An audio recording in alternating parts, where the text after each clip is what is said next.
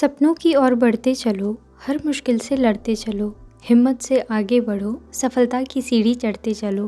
नमस्ते एवरीवन, मेरा नाम है प्रिया। मैं read 3rd grade level 1 mains की प्रिपरेशन कर रही हूँ। आशा करती हूँ आप सभी की पढ़ाई बहुत अच्छी चल रही होगी, अच्छे से आप लोग प्रिपरेशन कर रहे होंगे और साथ ही अपनी सेहत का भी ख्याल रख रहे होंगे।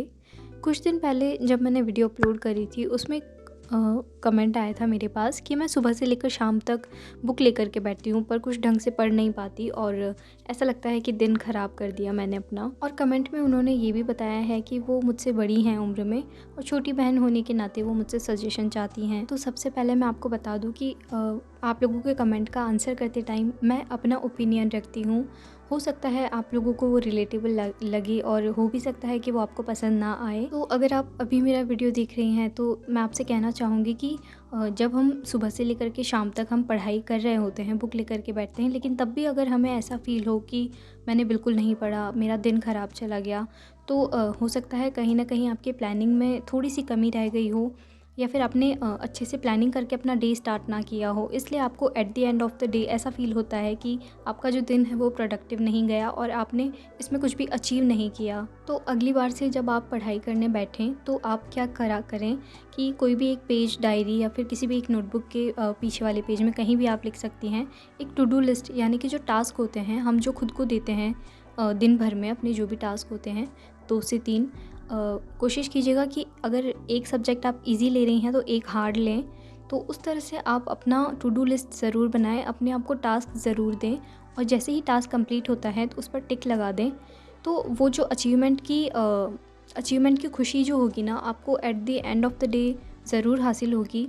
और जब आप इस चीज़ को रिटर्न फॉर्म में देखेंगी अपनी मेहनत को, तो आपको पता चलेगा कि हाँ, मैंने आज ये टॉपिक कवर किए हैं, मैंने ये पढ़ाई की है। जैसा कि मैंने कहा था, कुछ लोग इससे सहमत होंगे, कुछ लोग नहीं भी होंगे, बट जितना मुझे समझ में आया मैंने अपने ओपिनियन में इसका आंसर दे दिया। एक और कमेंट ये था कि अभी रीट मेंस की डेट फिक्स नहीं है, तो आप खुद को डेली स्टडी के लिए कैसे मोटिवेटेड रखती हैं। हमारा एग्ज़ाम आ रहा है बट हम मोटिवेट नहीं रह पाते। मोटिवेशन तो मुझे समझ में नहीं आता मोटिवेशन चीज़ है क्या। मैं यहाँ पर ऑफेंड नहीं हो रही हूँ, बट अगर आपका एग्ज़ाम है तो आपको पढ़ना ही पड़ेगा। सेकंड कोई ऑप्शन है ही नहीं हमारे पास पढ़ाई करने के अलावा। एग्ज़ाम है तो पढ़ना पड़ेगा, जॉब चाहिए अगर हमें तो पढ़ाई करनी ही पड़ेगी। और मैं अपने आप को मोटिवेटेड रख पाती हूँ क्योंकि मेरे गोल्स क्लियर हैं। मुझे जॉब चाहिए 2025 में, जब ये वैकेंसी आएगी रीट मेंस की, तब मुझे ये क्लियर करनी है। मेरा ये गोल है, डिसाइडेड है ये चीज़ कि मुझे उसके लिए मेहनत करनी है और मेहनत करने के लिए मुझे हर दिन कोशिश करनी पड़ेगी। ऐसा तो है नहीं कि बुक को एक ही दिन में मैं पढ़ कर के और अपना सिलेबस कंप्लीट कर लूँगी। मुझे सिलेबस भी कंप्लीट करना पड़ेगा, उसके लिए मुझे अभी से मेहनत करनी पड़ेगी और वो मैं करती हूँ।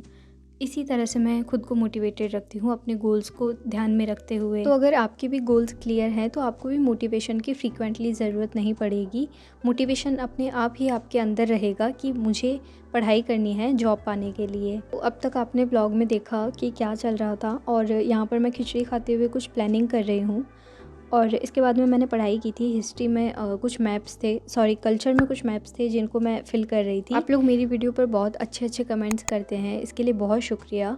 और मुझे बहुत अच्छा फ़ील होता है, बहुत पॉजिटिव वाइब्स आती है आपके अच्छे कमेंट पढ़ करके, आपके मोटिवेशनल कमेंट पढ़ करके। और मैं कोशिश करती हूँ हर एक के कमेंट का रिप्लाई करने की, चाहे वो कमेंट के थ्रू हो या फिर वीडियो में रिप्लाई करने के थ्रू।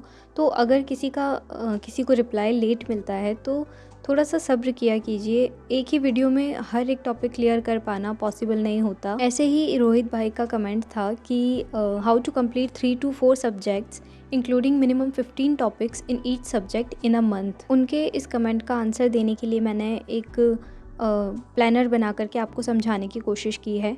जैसा कि उन्होंने बोला कि 3 to 4 subjects including minimum 15 topics, तो इसके हिसाब से हमें 4 सब्जेक्ट्स को मल्टीप्लाई करना है 15 टॉपिक से एंड उसको डिवाइड करना है 30 से, यानी कि एक महीने में जितने दिन होते हैं उनसे। तो इस हिसाब से हमारे पास में 2 टॉपिक पर डे आ रहे हैं, तो हमें 2 टॉपिक पर डे पढ़ने हैं।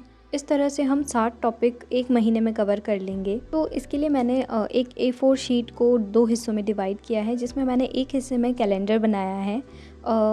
रेफरेंस के लिए मैं फरवरी का कैलेंडर बना रही हूँ। इसमें 28 डेज़ ही होते हैं, बट आप अज्यूम करके चलें कि 30 डेज़ में हम इसे कंप्लीट करेंगे। ये मैंने आपको सिर्फ समझाने के लिए बनाया है। तो इसमें मैंने डेट्स लिख दी हैं ताकि मंथ में हमें क्लियर पता चले कि हमारे पास दिन कितने हैं। एंड उसके बाद में मैंने सब्जेक्ट्स डिवाइड करना स्टार्ट किया है। यहाँ पर मैं सब्जेक्ट्स के नाम ना लिख करके सब्जेक्ट 1 सब्जेक्ट 2 को इंडिकेट करूँगी। सब्जेक्ट का नाम आप अपने हिसाब से लिख सकते हैं। यहाँ हम 4 सब्जेक्ट ले रहे हैं, तो अपनी प्रेफरेंस के हिसाब से आपको 2 subject easy and 2 subject hard choose करने हैं। यहाँ पर मैंने नाम नहीं लिखा, उसकी जगह मैंने इंडिकेट कर दिया है सब्जेक्ट 1 सब्जेक्ट 2 से, तो आप समझ जाएंगे। एंड अब मैं चारों सब्जेक्ट्स को कलर कोड कर रही हूँ। इसी के पास मैंने गोल्स के लिए जगह छोड़ी थी, वहाँ पर जो हमारे गोल्स हैं उनको लिखना है।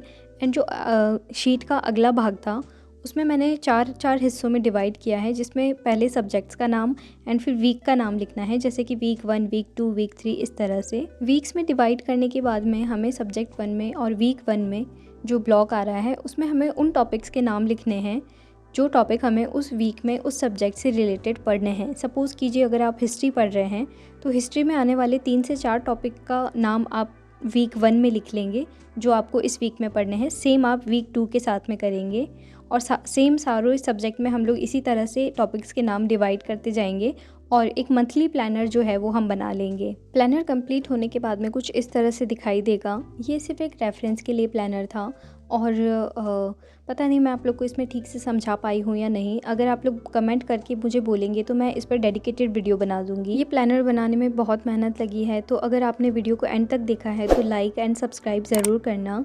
तो आज की वीडियो में बस इतना ही। Thank you so much for watching. मिलते हैं अगले व्लॉग में जल्दी ही।